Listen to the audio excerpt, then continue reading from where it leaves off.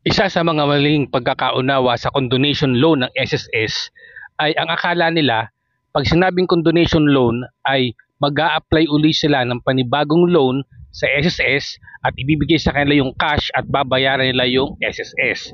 So hindi po ganoon ang condonation loan.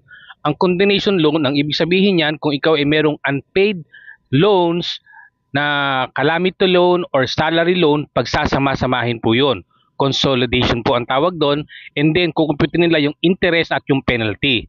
At pag ikaw ay nag-apply ng condonation loan, yung loan mo na yun na pinagsama-sama ay bibigyan ka ng choice kung babayaran mo siya in cash or 50% or huhulog-hulugan mo siya for another 2 years.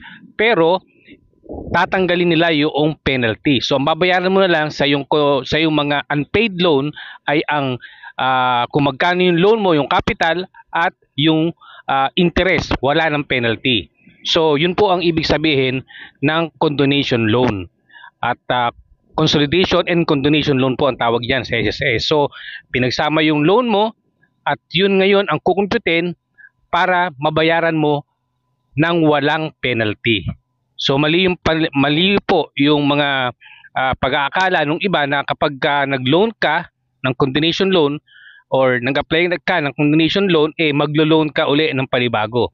Hindi po ganoon ang condonation loan. So kung meron po kayong tanong ay mag-message lang kayo sa baba ng video na ito. See you on my next videos.